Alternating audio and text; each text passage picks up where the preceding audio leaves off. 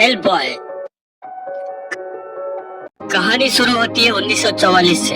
हमें दिखाया जाता है कि अमेरिकन सेना स्कॉटलैंड में हिटलर के खुफिया ठिकाने पर पहुंचती है, जहां हिटलर के वैज्ञानिक और सेना विज्ञान और काले जादू के जरिए अंधेरी दुनिया में कैद तबाही मचाने वाले 7 देवता ओगडू जहाज को छुड़ाने की कोशिश कर रहे हैं, ताकि वो इस दुनिया में आकर दुश्मन सैनिकों को हराने में उनकी सहायता कर सके।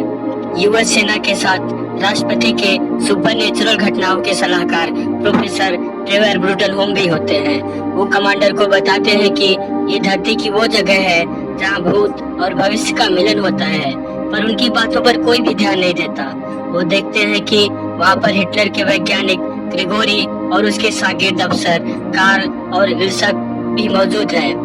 ग्रिगोरी, जिसके पास पहले से ही शैतानी देवताओं की कुछ शक्तियां हैं, वो इल्सा को एक किताब देते हुए उसे अमर और हमेशा यंग रहने का वरदान देता है। ग्रिगोरी अपने खास यंत्र के जरिए दूसरी दुनिया यानी नर्क का द्वार खोल देता है, पर उसी दौरान यूएस सेना उस पर हमला कर देती है।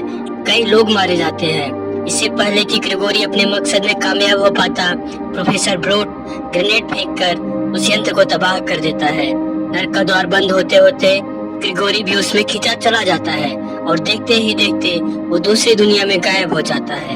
ये देखकर इल्सा वहाँ से भाग जाती है। प्रोफेसर ब्रूट कहते हैं कि नर्क का द्वार काफी समय तक खुला था, वहाँ से जरूर कुछ न कुछ आया होगा। जब वो वहाँ पर खोजबीन करते हैं तो उन्हें एक छोटा रेड कलर का बंदर जैसा दिखने वाला दानव बच्चा मिलता है। प्रोफेसर उसे चॉकलेट देकर अपने पास बुला लेते हैं। वो उस बच्चे को नाम देते हैं हेल्प बॉय।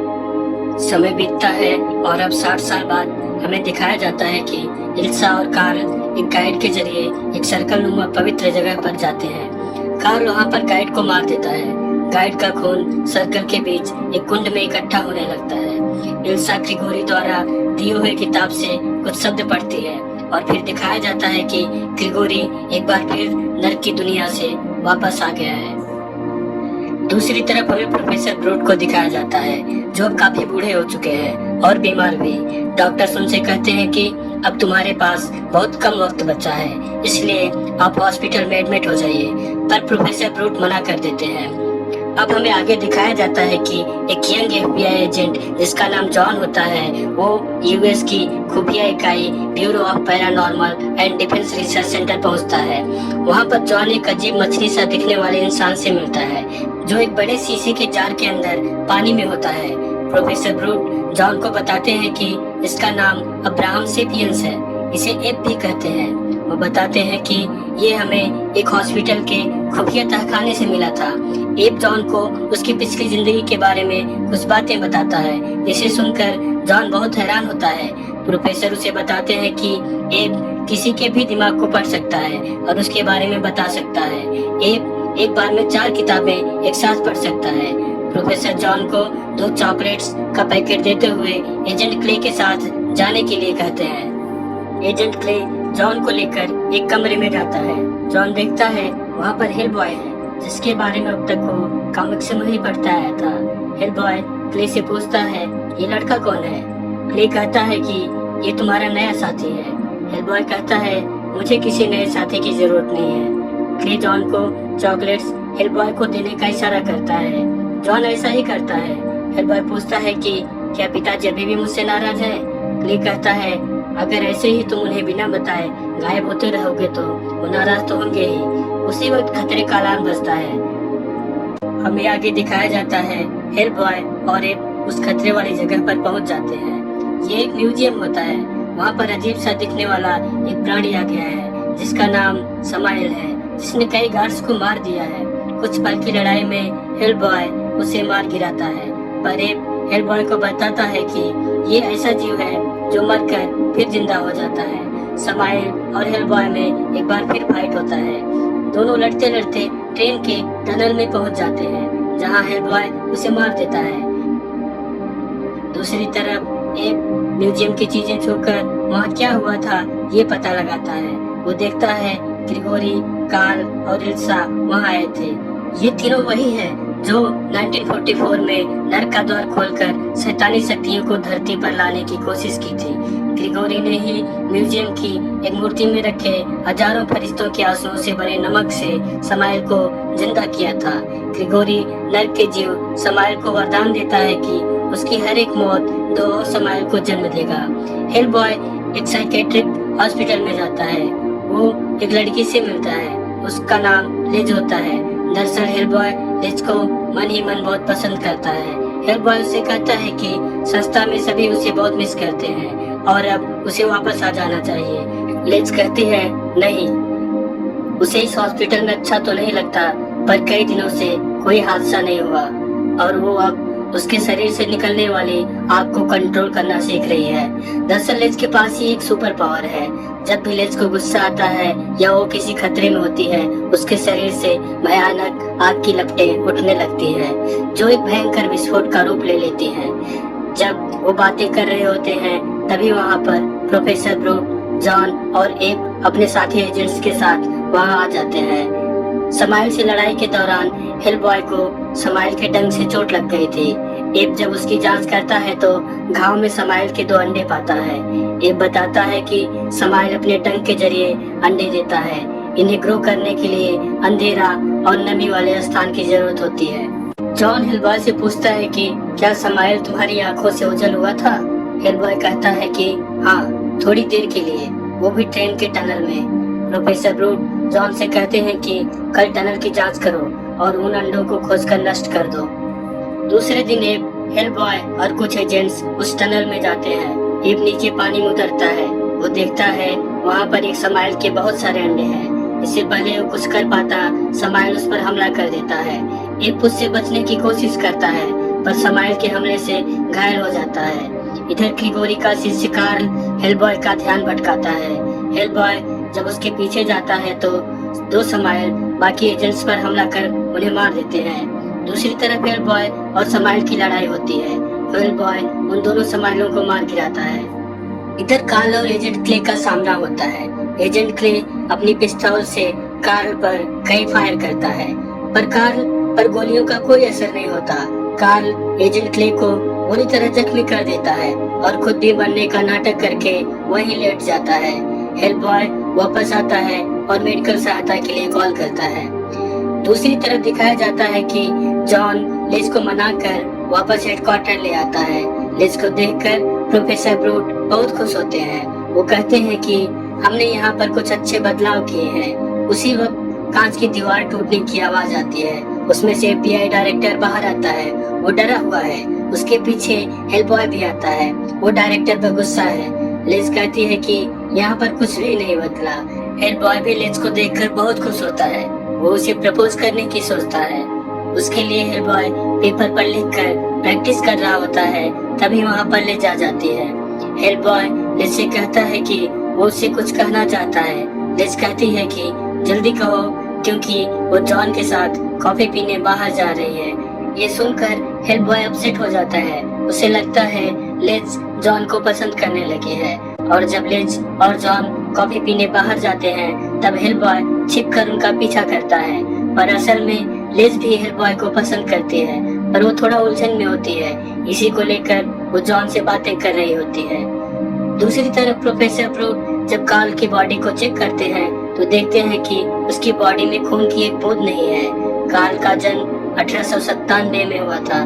दरअसल कार्ल को शैतानी शक्तियों ने अब तक जिंदा रखा हुआ है। प्रोफेसर ब्रूट को कार्ल के पास से एक नोट मिलता है, जिस पर एक एड्रेस लिखा होता है जो मॉस्को से कुछ दूरी पर है। प्रोफेसर ब्रूट नोट लेकर नीचे चले आते हैं। उसी वक्त कार्ल फिर से उठ खड़ा होता है। वो अपना सूट पहनकर नीचे आता है। प्रोफेसर ब्रूट कार्ल को देखते हैं। अब उन्हें उनकी साजिश का अंदाजा हो जाता है। प्रोफेसर ब्रूट कहते हैं, कठपुतली यहाँ है तो इसका मालिक कहाँ है? उसी वक्त ग्रिगोरी भी वहाँ आ जाता है। वो प्रोफेसर से कहता है कि अगर आज से 60 साल पहले तुमने हेलबॉय को मार दिया होता तो शायद ये दुनिया बच जाती। ग्रिगोरी प्रोफेसर ब्रूट के सिर पे हाथ लगाता है। वो कहता है, मैं तुम्हें भविष्य की एक झलक दिखाता हूँ। और इसके बाद प्रोफेसर ब्रूट को विजन दिखाई पड़ता है। वो देखते हैं पूरी दुनिया जल रही है। हेलबॉय की सींगें अब बहुत बड़ी और भयानक हो गई हैं। वो चलती दुनिया को देखकर रिलैक्स है। ग्रिगोरी कहता है कि तुम्हारा देवता हमेशा खामोश बैठकर तमाशा देखता रहता है, जबकि मेरा देवता हर बार मुझे जिंदा कर देता है। वो कहता है कि मेरे मालिक ने उस शैतान बच्चे का नाम भी बताया है जिसे तुम लोग हेलबॉय कहते हो।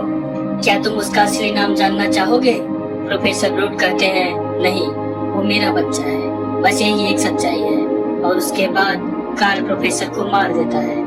हेलबॉय को जब ये बात पता चलती है तो वो हेडक्वार्टर आता है। प्रोफेसर की मौत से वो बहुत दुखी होता है, क्योंकि प्रोफेसर के अलावा उसका इस दुनिया में कोई नहीं था। प्रोफेसर ब्रूट के पास से उन्हें एड्रेस वाला नोट मिल जाता है। अब हेलबॉय, लेज, जॉन और कुछ एजेंट्स उस एड्रेस पर पहुंच जाते हैं। वो जगह एक पुराना खंडहर होता है। वो देखते हैं वहाँ पर कई बड़ी बड़ी मशीनें हैं और कार्ल भी वही है। कार्ल को देखते ही हेलबॉय उस पर टूट पड़ता है।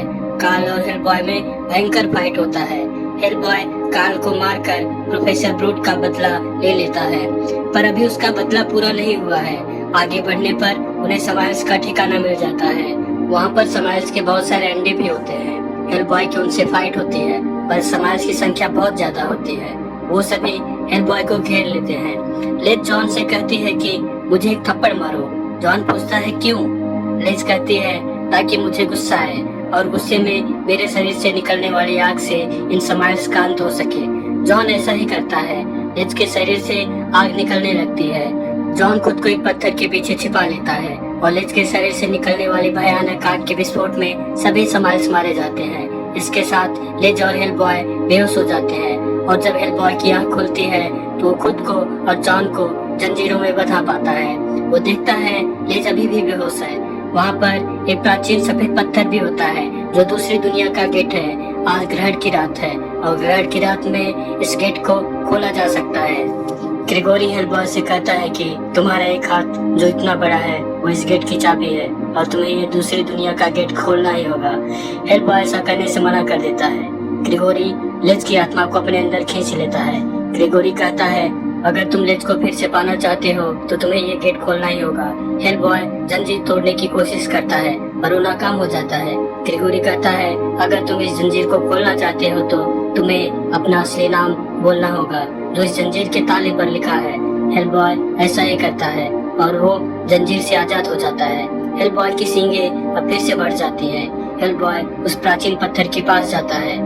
हेलबॉय उस पत्थर में बने दो होल्स में से एक में अपना हाथ डालता है और उसे घुमाता है। उसके घुमाते ही एक तेज रोशनी उस पत्थर से निकलकर सीधे चांद से जाकर टकराता है और इस तरह दूसरी दुनिया का रास्ता खुल जाता है। शीशे में कैद शैतानी देवता ओब्लू जहाज आजाद हो जाता है। अब हेलबॉय को बस एक और ताला खोलना होता है ताकि शैतानी देवता ओब्लू जहाज इस दुनिया में आ सके। इससे पहले कि हेलबॉय ऐसा करता, जॉन प्रोफेसर ब्रूट का लॉकेट हेलबॉय को दिखाता है। वो कहता है मत भूलो हेलबॉय कि तुम कौन हो। जॉन वो लॉकेट हेलबॉय की तरफ फेंकता है। हेलबॉय वो लॉकेट ले लेता है। उसे अपनी अच्छाइयाँ याद आती है। उसे प्रोफेसर ब्रूट याद आते हैं। इसके बाद हेलबॉय अपनी सींगें तोड़ देता है और इसके साथ ही दूसरी दुनिया का गेट बंद हो जाता है। हेलबॉय अपनी टूटी हुई सींगों से ग्रिगोरी को मार देता है और लिज को गोद में उठाकर वहाँ से जाने लगता है। उसी वक्त ग्रिगोरी के अंदर से एक भयानक दानव निकलता है। वो दानव सबसे पहले ग्रिगोरी की शिष्या इल्सा को मार देता है। फिर उस दानव और हेलबॉय में फाइट होता है। वो दानव हेलबॉय को निगलने ही वाला होता है, तभी हेलबॉय अपने हाथ में ग्रेनेड ले लेता है। दानव हेलबॉय को निगल जाता है। हेलबॉय दानव के पेट के अंदर जाकर ब्लास्ट कर देता है और इस तरह दानव के चीथड़े उड़ जाते हैं। हेलबॉय लेज के पास आता है। हेलबॉय लेज के कान में कहता है तुम तो हमेशा से मेरी ही थी पर मैं पहचान ही नहीं पाया। उसी वक्त लेज को होश आ जाता है। लेज हेलबॉय से पूछती है कि मुझे अंधेरी दुनिया में तुम्हारी आवाज आ रही थी, तुम क्या कह रहे थे? हेलबॉय कहता है मैं कह रहा था वो नर्क के रखवाले मेरी लेज को छोड़ दे, वरना अगर मैं उस तरफ आ गया तो तुझे बहुत भारी पड़ेगा।